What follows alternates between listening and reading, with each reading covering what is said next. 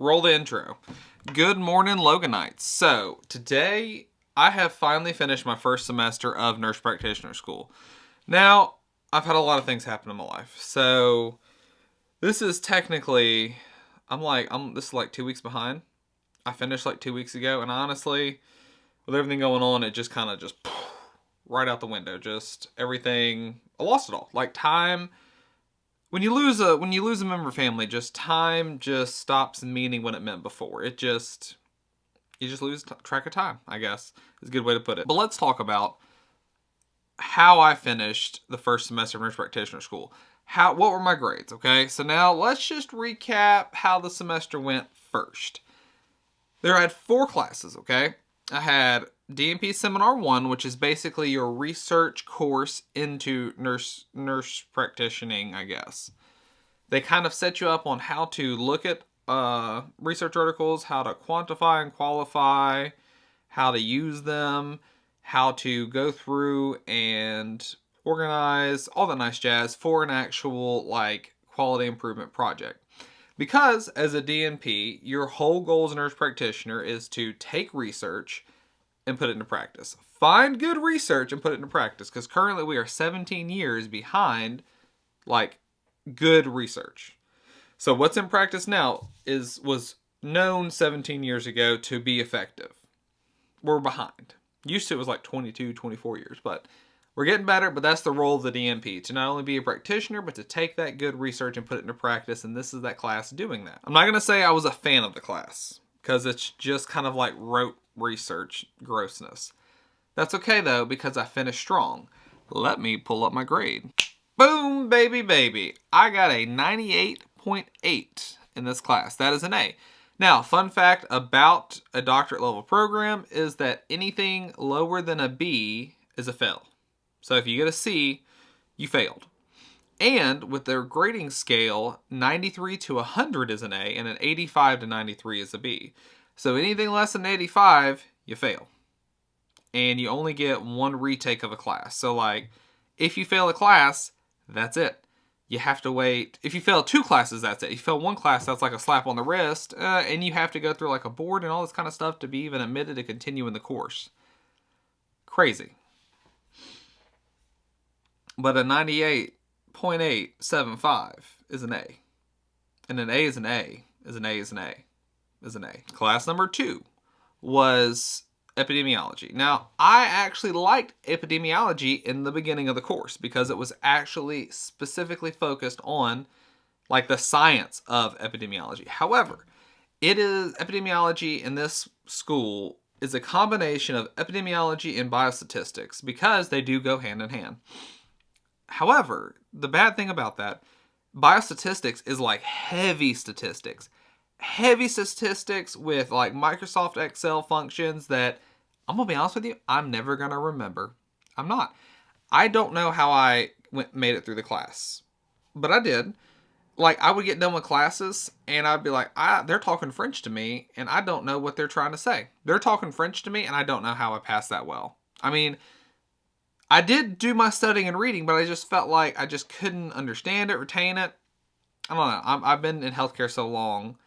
I feel like you lose some of that plasticity of your brain, or I guess you're just not putting enough effort in. I don't know.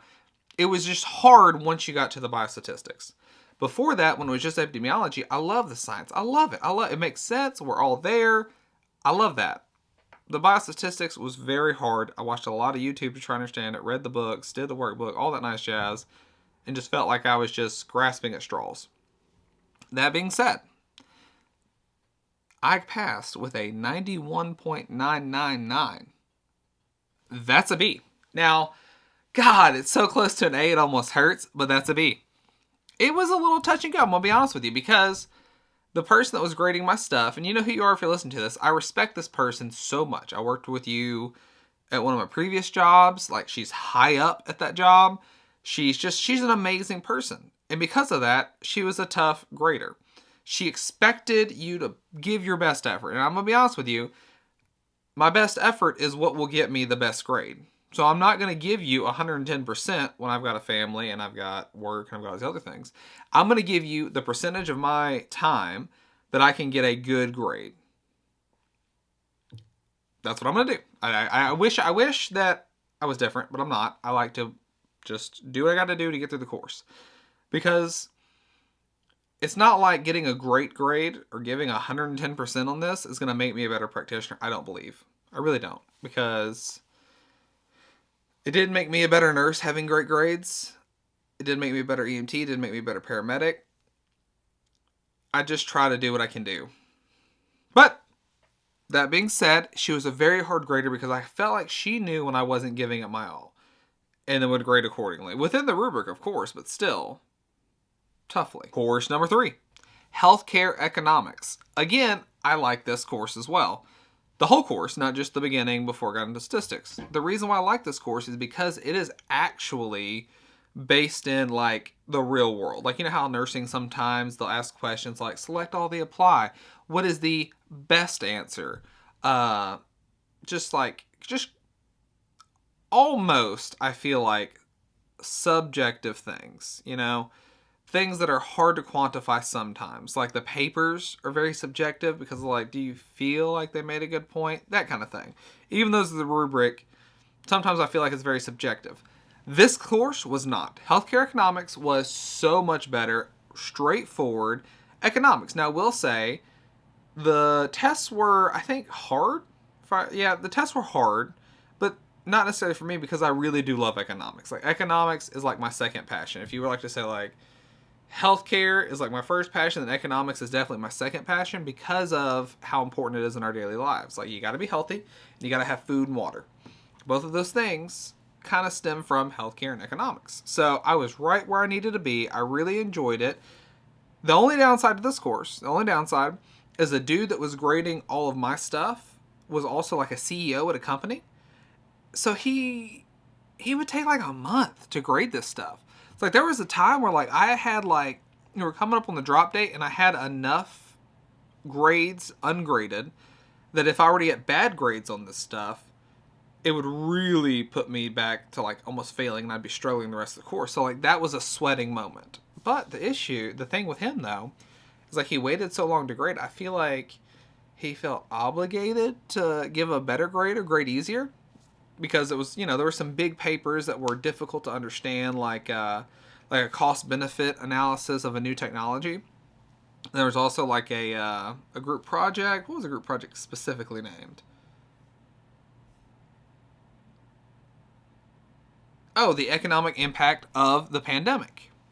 So like big projects, really hard to do. I felt like hard to grade, but this guy gave me grades on all of them. So my grade for healthcare economics is 97.9. That's an A, baby. That's an A. Yes. A hard-earned A, by the way. Course number 4, Theory and Philosophy of Nursing Practice. Now, I didn't really enjoy this class because I felt like it was so subjective that you could just argue either way and it didn't matter. It's like saying, this is my favorite example of this, it's like saying the question, is the color red that I see the same color red that you see? My point to this is that as long as we agree that that color is red, then does it even matter if what we see is two different colors? If what we seeing but we can't describe as different colors is what we're seeing as red. That's my whole thing about philosophy. It's not that I'm like totally against it, but like grading that seems silly to me. It seems silly to me because I don't care. I will say that the pros to this class is that it made me think about large concepts differently. It really did make me look at science historically and how it was actually developed. Because up to this point, I've always thought of science as like 1 + 1 is going to equal 2. That doesn't really work. Not when you're treating humans that have different genetics and all these different comorbidities, and then all these different ethnicities that just haven't had enough research done on them. It doesn't work. It's not like engineering, which is applicable or practicable science, like building a bridge. You can go test like how to build a bridge with the same steel that you're going to have here, the same steel that you're going to have in China, Europe, whatever. However, people are different down to a cellular level. So it's different. I never thought about it like that until this course. Now the con is the dude that was like the grader that ran the course. If you don't like cussing, close your ears. He's a little bitch. And I don't know. I hope he doesn't like watch this or that we're like ever gonna have to talk to each other. But like I met him once before I knew he was gonna be my instructor, and the dude wore a bow tie. And like I knew as soon as I saw him, I was like, that guy's a weird motherfucker. And then we get into this class, and you know what? He's a weird dude. Like he put so much effort into this course, like these long emails, this long stuff, like feedback on everything. Now, some people would really like that. Some people would be like, oh, yes, I love all this, like, interaction. Like, I'm getting my money's worth for this course. I don't need it. I don't need, especially in philosophy. Like, if we're talking about anatomy and physiology or, like, pharmacology, I'm doing advanced pharmacology next semester. I want that. I need that because I feel like this is really going to affect my patient care. Philosophy is interesting. There is some use for it. I'm not going to say it's useless. It's just, I feel like it's hard to grade. I feel like he was overzealous, and it was just kind of overbearing and silly. Yeah, that's a good way to put it. Now, on to the grade. Because we are here to pass, not fail. Failure is not an option. My grade. Are you ready? Well, okay, so here's the thing. He actually kind of put the grades in a little weird, so I have to add some things. 91 is what I got in the course. So close to an A, but still passing. That's awesome. That's awesome. So I got 2 A's, 2 B's. I passed the semester with everything else going on in my life. Now, the things that have been going on haven't been great. I'm gonna be lay it all out for you. In the past 2 months, I had my father-in-law in the hospital for 39 days. 2 of those days were not in the ICU. The rest were in the ICU. So me, my wife, my mother-in-law, her sister, or my wife's sister, all spent a lot of time up in this hospital. If I wasn't here doing schoolwork, I was at the hospital. If I was at the hospital, I was at work. Had to leave work, had to call to work a bunch of times. Like, he tried to die multiple times. It was really, really hard. It was really, really hard. He is now passed. He is in a better place. He was really sick. Obviously, I wish he was still here. And I wish that, because, like, he would get sick and then he would get better. Like, he would have an issue and say the issue is blood pressure. We'd get the blood pressure under control. And then something else would happen, like a positive blood culture. And then his creatinine would be all out of whack. And then, okay, so now we got to do dialysis. And then we get the dialysis going. And now he's got some more blood pressure issues because of the dialysis. And then he's got this. And then his implanted pacemaker went off. His heart stopped. So that happened like 5 times. Just so much happened. Like, it just like completely blew over me. And it was rough. It was rough and it was hard. And I'm not really over it at all. Because there's still like a lot of things that go on with that. Because, you know, I lost my father 4 years ago. My wife just lost her father. It was still rough for me just because it kind of opened up old wounds. Like, I'm only 27. I've lost so many people in the past 5 years. My father, my aunt, my grandparents, my father-in-law. I think that might be it, actually. But those are big people. Those are big people in your life. In 5 years, I'm 27. I should not have that. It's not about me. It's not about me. But I'm just saying, that's a lot. That's a lot to go through. It's a lot to go through. And like the other night, my brother was talking to my wife and my mother-in-law, and we were all talking. And we're talking about all the things we've been through, how things went down, timelines. And I'm going to be honest with you. I've kind of had a rough life. Like, I don't ever look back and think about it like that, but like hearing me and him talk about it and how everything happened and what happened and what happened when and how young we were, it wasn't nice. It wasn't good. And it wasn't fun. I don't look back on it often like that, but like it was kind of mind blowing that all these things happened to me, and I'm not like a meth user. You know what I'm saying? Like my wife said, if any people could have had a reason to be bad people, we would have been those people because shit just went sideways. It kept going. It's still going sideways. Like just all the different issues. And like I'm not here to say like my life's woe is me. I'm just saying it's kind of a weird realization to have like all of things happen at one time where you're finished. You know, I'm in nurse practitioner school. This happened, and then to have all this kind of come full circle around to what happened 4 years ago with my dad. It's just been a weird time. It's been a weird time in our life. It has. But we're doing okay. We are mourning and just taking deep breaths. And that's all you can do. Just one foot in front of the other. That's all we're doing. I don't want you to sit there and think, "Oh, poor Logan." We're making it, and we're doing all right. We are. Yeah. Now, some housekeeping. I like YouTube. That is why I do this. I enjoy making these videos and getting some feedback and like knowing that like my story's out there and that we can kind of share in that. And if you can find solace in it, I really enjoy that. Now, I'm gonna be honest with you. I'm honest. I am obviously behind on like when I record the YouTube videos and when they come out. Now, what's gonna happen is you're gonna see this video, and it's gonna come out like January sometime. The next video for like nurse practitioner week, whatever that comes out next, it's going to be the next week. I'm not going to wait to catch up. I'm just going to be closer to real time.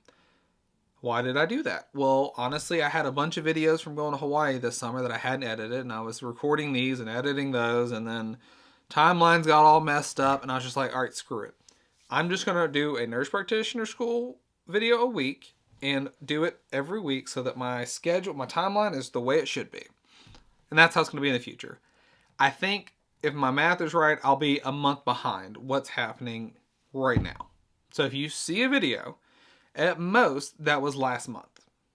And I don't think that's a bad thing. That way I can always, you know, if things like this happen with like my father-in-law, because I didn't record anything. I was just like, I popped out a few of these and like that was it, man. It was bad. It was just I didn't have time. I didn't have time. I don't know. You just know things get dropped off the ball. So being ahead of schedule really helped me not even have to think about it, not even have like stress on my mind. And this is me getting back into it right now. This is my first video back.